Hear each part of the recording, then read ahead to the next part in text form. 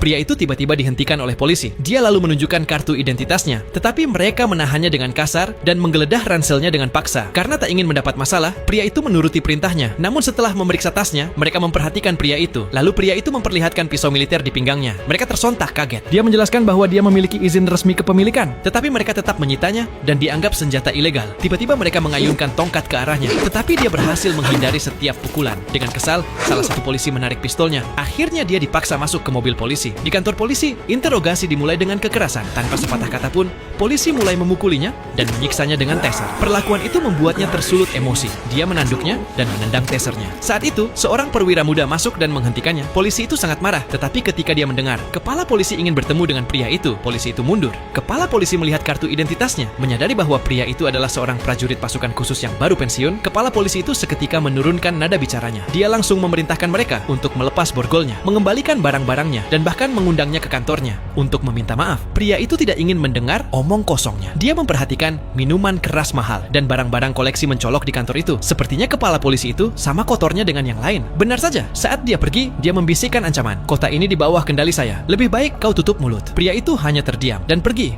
Saat keluar ruangan, dia bertemu dengan seorang wanita yang pernah ia lihat di sebuah restoran. Dia memperhatikannya memasuki kantor kepala polisi. Kedatangan wanita itu hanya untuk membayar uang keamanan, tetapi kepala polisi punya rencana lain. Di bawah ancamannya, si wanita tidak bisa melawan. Di saat yang sama, pria itu menyadari bahwa iPad-nya tertinggal di kantor polisi. Ketika pria itu kembali untuk mengambilnya, dia memergoki kepala polisi sedang melancarkan aksinya, sementara gadis itu tak berdaya di sudut. Sebagai seorang prajurit, pria itu tak mau tinggal diam. Dia menatap dingin ke arah kepala polisi. Polisi itu marah dan menyuruhnya mengambil iPad dan pergi. Amarah polisi itu meledak. Dengan cepat pria itu meraih tangannya dan mematahkan jarinya, lalu menjatuhkannya dengan 2 pukulan. Saat hendak pergi, dia mengambil asbak dan mencabut kabel telepon, meraih tangan wanita itu dan pergi. Tepat saat keluar, seorang polisi masuk ke kantor kepala polisi. Saat polisi itu menyadarinya, dengan cepat asbak itu dilayangkan hingga polisi itu pingsan. Suara itu membuat polisi lain waspada. Dia melilitkan kabel telepon di tangannya, menyerbu masuk ke ruangan dan melumpuhkan mereka semua. Membongkar senjata mereka, dia berencana untuk membawa wanita itu keluar dari pintu belakang. Tetapi tanpa sengaja menerobos masuk ke kantor ketiga orang brengsek itu. Dia mendorong wanita itu keluar pintu dan melancarkan kombinasi serangan yang sempurna sehingga ketiganya terkapar di lantai. Polisi lain hendak menyerangnya dengan tongkatnya, tetapi tinjunya lebih cepat daripada tongkat itu. Dia menghabisi semua polisi yang menghadangnya. Ketika sampai di pintu keluar, beberapa polisi sedang merokok. Dia berjalan santai, membantu salah satu polisi menyalakan rokoknya dan meminta satu lagi untuknya. Lalu dia keluar dari kantor polisi itu dengan sebatang rokok yang dihisapnya.